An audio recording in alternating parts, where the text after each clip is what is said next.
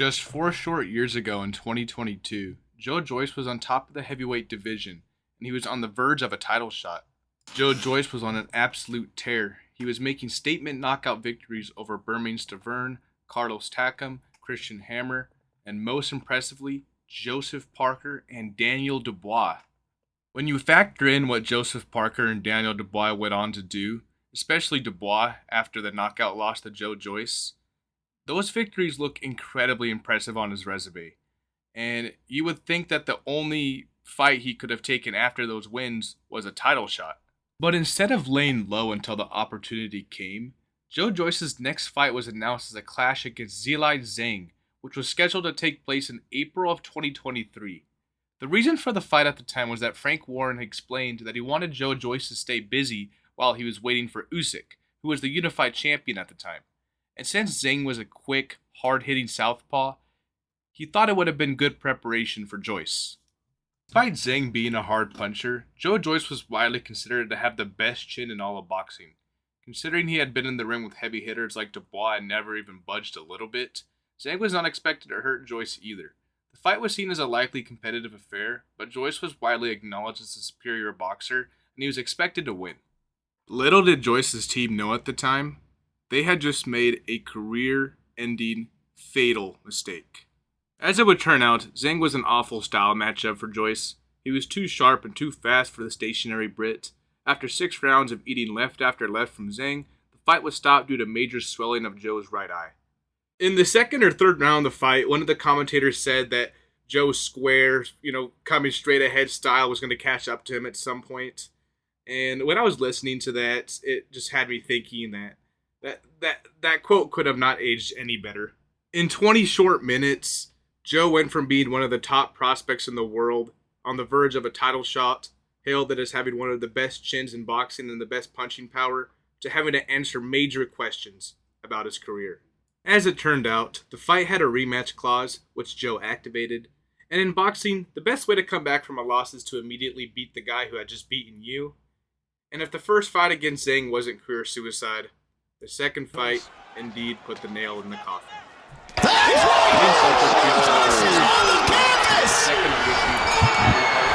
Joyce would continue to remain active. He came back 6 months later and defeated the unheralded Cash Ali by stoppage.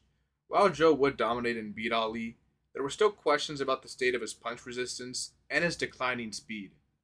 There was another former top contender whose punch resistance and speed has also been questioned, Derek Chisora.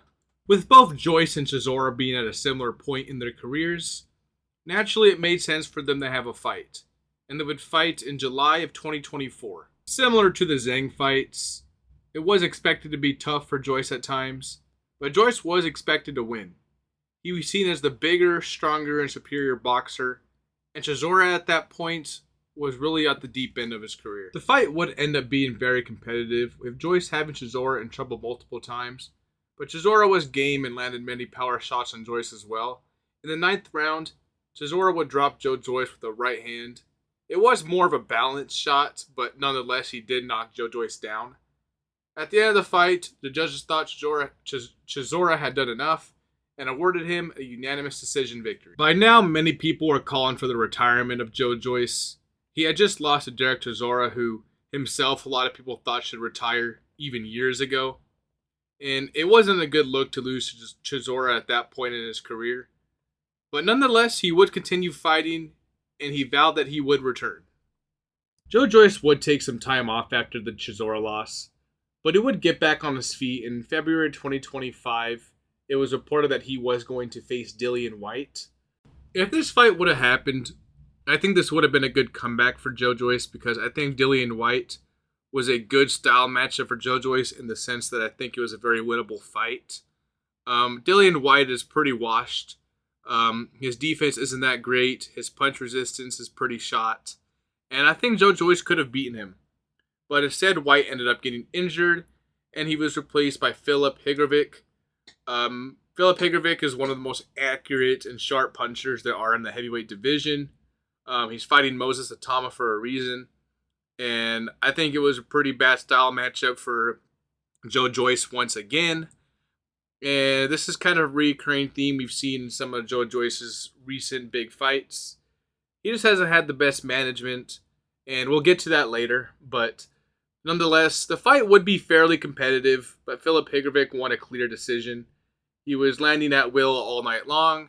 Joe Joyce had some good moments in there, but all in all, it was a clear victory for Filip Hrgovic. And just like that, Joe Joyce had lost 4 of his last 5 fights. And realistically, he really lost every single major fight he's had in the last 3 years at that point. If people didn't want Joe Joyce to retire after he lost to Derek Chisora, at this point, almost everybody wanted to see Joe Joyce retire. It didn't look like he had anything left for any top contenders in the division. He would take a lot of time off, and for a while there was a lot of speculation whether he would return or not. But in June of 2026, it was announced that Joe Joyce would return to the ring in a final effort to regain form against Artem Sazlinkov. Now, going into the fight, I really didn't know a whole lot about Artem Sazlinkov. It's kind of hard to gauge exactly how good he is. He is an undefeated prospect. For what I've seen, he's a decent puncher. He's pretty tough, and he's undefeated so far. And going into the fight against Joe Joyce, I thought it was going to be a winnable fight for Joe Joyce. And I still think Joe Joyce could have won that fight. But as it would turn out, Joe Joyce would come into the fight in absolutely abysmal shape. The fight would actually be fairly competitive. But bizarrely, in the 11th round, Joe Joyce would quit. He would signal to the referee that he was done fighting. He would eat a couple more shots on the way out. And the referee would stop it. To hopefully, for the good of Joe Joyce, to hopefully end his career. In 4 short years and 6 fights, Joe Joyce went from being the top contender in heavyweight boxing, undeniably, waiting for a title shot against Usyk next in line, to being degraded to a journeyman. Like many others, the fight against Artem Sazlinkov was seen as Joe Joyce's last chance. And for me, it was certainly his last chance to prove that he had something left for somebody at the top level. But it was clear he was finished. His style did indeed catch up to him. His work rate was very slow. And just like that, he has nothing. His career is finished. He's been beaten to a pulp multiple times. And it is in his best interest, without question, to leave the sport. Now, realistically, had Joe Joyce fought Usyk, undeniably it would have been a one-sided beatdown. It would have been a schooling. Believe it or not, Usyk actually beat Joe Joyce in the amateurs. And it would have been similar in the pros, if not worse, for Joe Joyce. I think there is a lot to take away from Joe Joyce's career. It just shows how quickly things could unravel, how quickly someone could go from the top to the bottom. We just saw Richard Torres Jr., who was one of the top prospects in boxing, was seen as an American hope, someone that could take the title home for America, and he just got knocked out.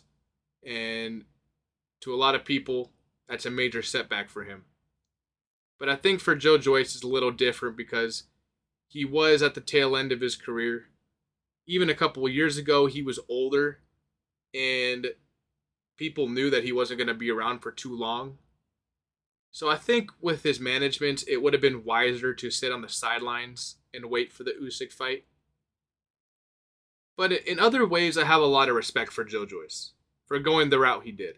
What we see in boxing today is a lot of fighters that use clever management to get title shots. They avoid dangerous contenders. They take the safe route up.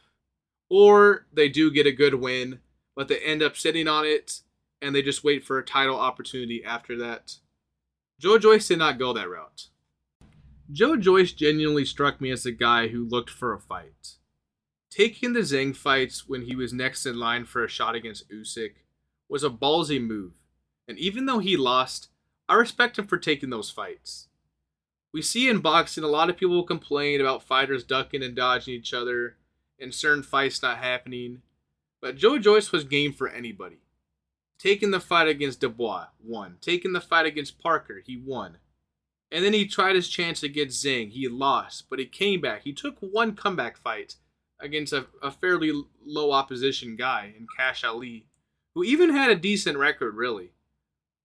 And he comes back and he fights Derek Chisora, who was dangerous and has had good wins on his record.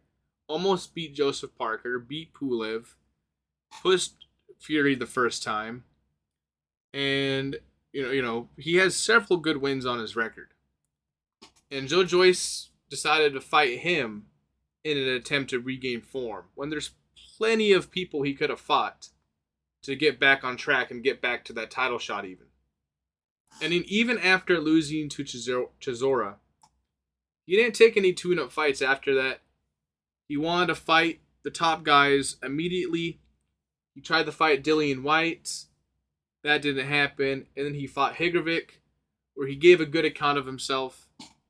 And even in his last fight, even after losing 4 of his last 5 fights, 2 in a row, most fighters at this stage, they would fight a complete can. They would just fight anybody just to get a win back, just to get some confidence back. But instead, he fights a guy who he knows is a dangerous contender, who he knows people are going to look at him, different for fighting. But he decided to take the fight anyway because he knew it was going to be a tough fight and he knew it was going to push him. And I respect Joe Joyce for going the avenue of where he didn't really care necessarily about protecting his record or, protecting his image.